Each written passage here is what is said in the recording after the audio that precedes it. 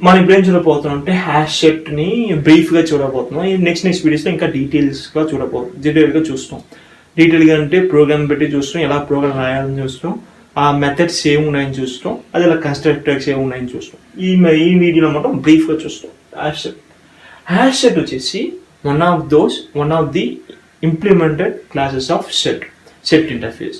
So దీని ముందు videos set interface అంటే ఏంటని చూస్తాం. ఈ వీడియోలో వచ్చేసి ఆ సెట్ ఇంటర్ఫేస్ యూజ్ చేసి ఇంప్లిమెంటెడ్ క్లాస్, ఫస్ట్ క్లాస్ వచ్చేసి HashSet. So it technically internal storage ఏం యూజ్ చేస్తుంటే హ్యాష్ టేబుల్ అంటే ఏంటని ఇంకా డీటెయిల్గా నెక్స్ట్ వీడియోస్లో చూస్తాం. సో ఇదిదా వచ్చేసి ఆ hierarchy diagram.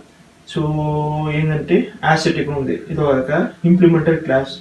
HashSet extends AbstractSet వచ్చేసి ఇంప్లిమెంట్ సెట్. సో ఇది ఒకటి మనం చూస్తే చాలు. So HashSet is a implemented class of set interface. And then ఇదే మెయిన్ యాక్చువల్ స్టోరింగ్ ఎలా స్టోర్ చేస్తారంటే హ్యాషింగ్ మెకానిజం. సో ఎగ్జాంపుల్ ఇప్పుడు వచ్చేసి డేటా వచ్చేసి రాకేష్ అంటే ఈ హ్యాషింగ్ మెకానిజం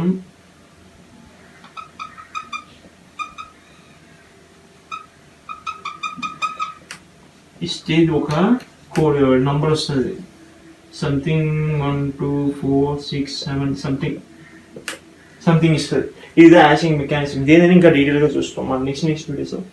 అండ్ ఇది మీకు తెలిసిందే, HashSet వచ్చేసి సెట్ కూడా one of those implemented classes, దానివల్ల కంటెంట్స్ యూనిక్ ఎలిమెంట్స్ ఉంటుంది. సో ఇంకా డీటెయిల్గా మన నెక్స్ట్ వీడియోస్ చూస్తాం. జస్ట్ ఇప్పటికి బ్రీఫ్గా ఈ HashSet పెట్టి తెలుసుకోండి.